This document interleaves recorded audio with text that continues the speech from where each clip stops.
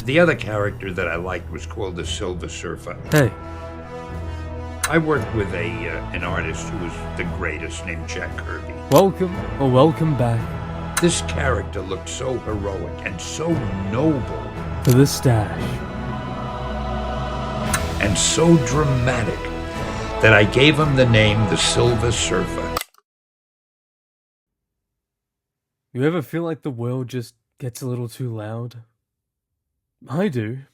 Not just literally, not just the blaring horns, the talking heads, the ads screaming us to buy, to click, to scroll. I mean emotionally, mentally, and spiritually. Sometimes it feels like the whole world's yelling, demanding something from you, and you forget how to just be still. But every now and then, a comic comes along that feels like silence, like meditation. And it doesn't shout to get your attention. It doesn't explode. It glides. Quiet, elegant, beautiful.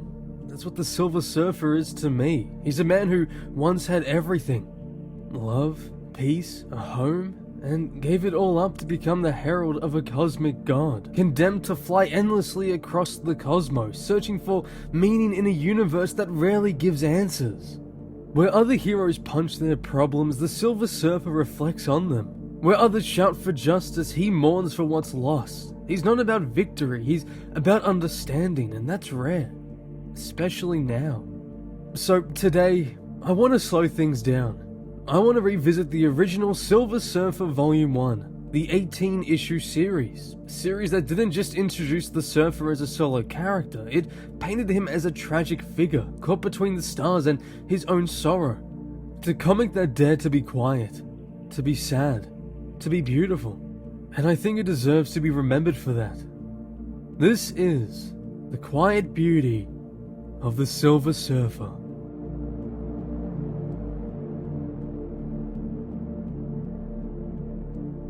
But to understand that beauty, that silence, you need to understand the Surfer himself. He isn't just a man on a board gliding through space. He's a contradiction. Power without peace, freedom without direction, a voice echoing through the stars, hoping someone, anyone will hear him. Norrin Radd wasn't born a hero. He was a scholar, a dreamer, a man from a utopia called Zen-La, a place of intellect, art, and tranquility, and yet he gave it all away. He struck a bargain with the cosmic force, Galactus, not out of ambition, but out of love. To save his people, he became a herald of death. It's easier to say noble sacrifice and move on, but Silver Surfer Volume 1 makes you sit with it. With the loss, with the loneliness, with the quiet that follows tragedy. Each issue doesn't just tell a story. It aches. It mourns the life Norrin left behind. It lets him float, sometimes literally, through broken cities across devastated worlds, trying to make sense of the cruelty of mankind, trying to believe that there's still good in us, even when we give him every reason to doubt us. You see, while most Marvel heroes battle villains, the Silver Surfer battles philosophies, prejudice, greed, hatred, despair, and he doesn't always win. And that's the point. He can level mountains with a flick of his hand, and yet he can't seem to fix the human heart, the human brain that's programmed to just endlessly hate and be violent upon each other. That's why his stories feel so different. Yes, he's trying to save the world from every new threat that comes his way, but at his core, he's trying to understand it. And while he may soar above us, he is constantly looking inward. He's a man searching for meaning, not in grand victories, but in moments of grace. A man offering him kindness, a memory of Shar-La-Bal, the silence of deep space. These moments are what make the original Silver Surfer comic series so quietly powerful, because beneath the cosmic scale and the godlike powers is a man who just wants to go home, and maybe that's what makes him so compelling, because in a universe full of noise, he reminds us the value of silence, of reflection, of beauty. Before we delve into the Silver Surfer's first series, let's journey back to the moment where this cosmic figure was forged. All thanks to the minds of two legends, Jack Kirby and Stan Lee. In 1966, within the pages of Fantastic Four 48, readers were introduced to a saga that would redefine comic book storytelling as they knew it. The Galactus Trilogy. This narrative arc brought forth Galactus, the Devourer of Worlds, and his enigmatic herald, the Silver Surfer.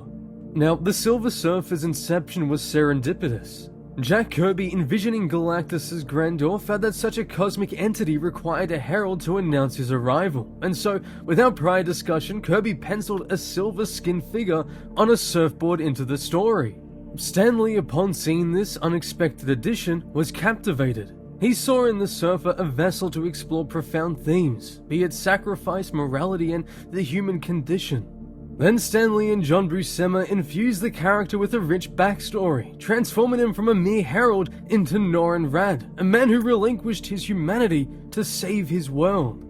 This creative divergence highlighted the contrasting yet complementary visions of Kirby and Lee. Kirby's cosmic imagination birthed the surfer's form, while Lee's narrative depth gave him soul. And in 1968, seeking to further explore the surfer's complexities, Stan Lee launched a brand new title, The Silver Surfer. Collaborating with an all-time great within the comic world, John Buscema. Buscema's illustrations brought a majestic and melancholic quality to the surfer's journey, capturing the solitude of being caught between two worlds. This series, it was more than just another superhero tale, it was a philosophical odyssey. One that dared to question the very inner workings of man, nature, and life itself. Through the Silver Surfer, Stan Lee and John Buscema delved into existential questions, presenting a narrative that was as introspective as it was expansive. And it resulted in some of my favorite storytelling in all of comics, especially the main core of that series, the first 5 or so issues. It was incredible. Now though, with the understanding of the surfer's genesis, we begin his journey. One that's depicted perfectly with the poignant and tragedy of Silver Surfer issue 1, but echoes far beyond it. The issue opens with anguish, for Norrin Radd is no longer the proud herald of Galactus.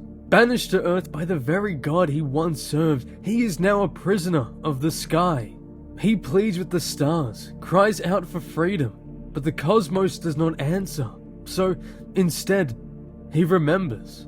He remembers Zen-La, a paradise of peace and beauty. A world where war is extinct, where hunger and fear are myths. To most it was heaven, but to Norrin Radd, it was a cage. He craved more than comfort. He longed to explore the stars, to seek meaning beyond the perfection he was born into. He wanted to live boldly, to become, in his own vision, like those of the forefathers who are the very foundation of Zen-La, and that desire, that hunger for something more, is what doomed him. We then see Shalla-Bal, the woman he loved. We feel the weight of what he gave up, not just a place, but a future, family, and a life. He tells us about the day Galactus came, the day the sky cracked open and judgment fell. Everyone inhabiting the utopia fell to their knees and accepted defeat, especially once their home was destroyed thanks to a futile effort to stop the cosmic entity. Well, all but one, Norrin Radd. Where others cowered and waited for their fate, he rose and, in the face of certain doom, embraced his destiny. He made the ultimate sacrifice, trading love for servitude. But it didn't end there. Because yes, now he can soar the spaceways as he always wanted to do. He can travel, explore, truly see what there is in the universe. But he's forever alone. Powerful enough to shatter planets, and yet in the present day, he's bound to Earth by an invisible cage. A cosmic being. Grounded. What's so devastating about issue 1 isn't just what happens, it's what doesn't. There's no victory, no great battle won, just memory, and mourning, and a man. A man who once begged to see the stars, now unable to leave the ground. But this wasn't just one tragic tale.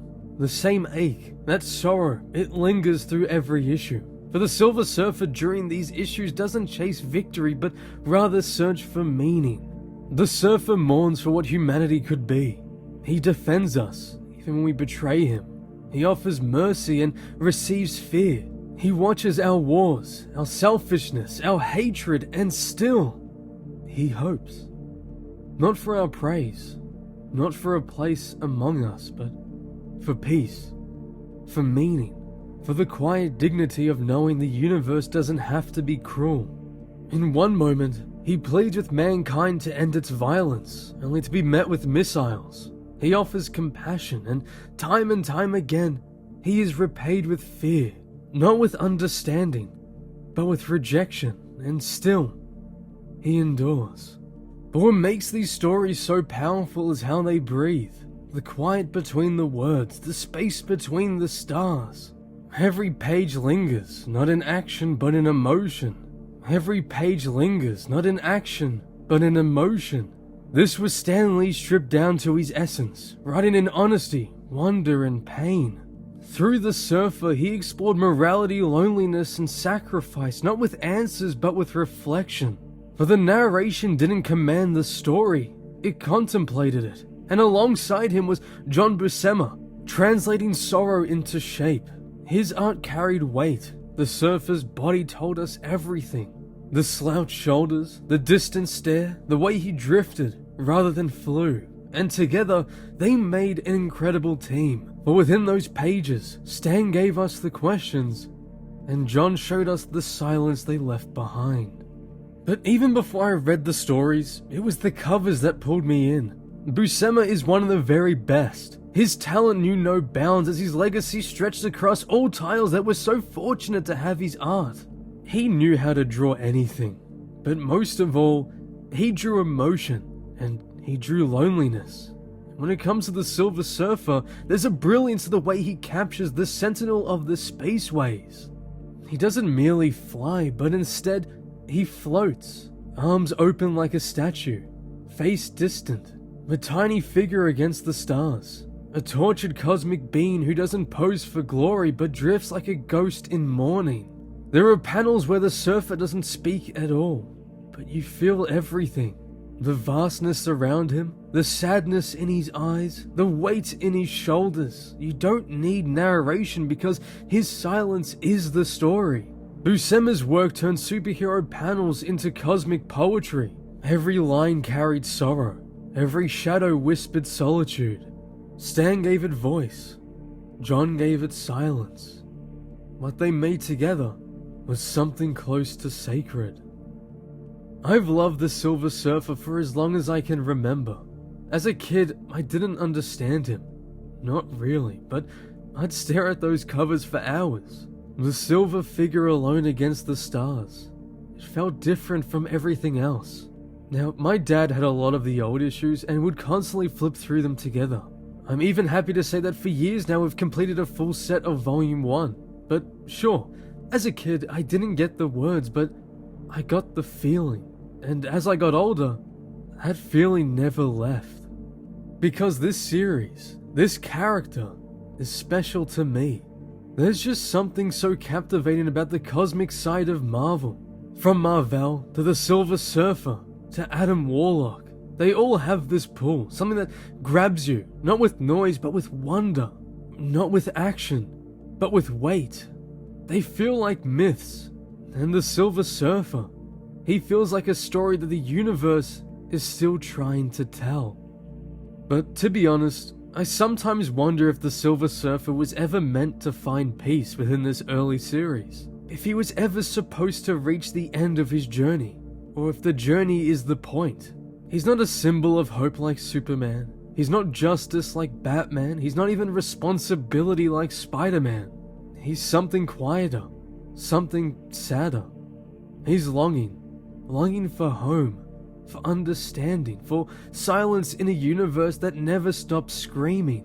And maybe that's why I love this character. Because in his silence, I see something honest, something human. We all feel it, don't we? That ache, that weight, that sense that the world's too loud, too fast, and we're just trying to hold on. But then there's the Silver Surfer, drifting, endlessly, not looking for a fight, just looking for peace. And maybe that's enough.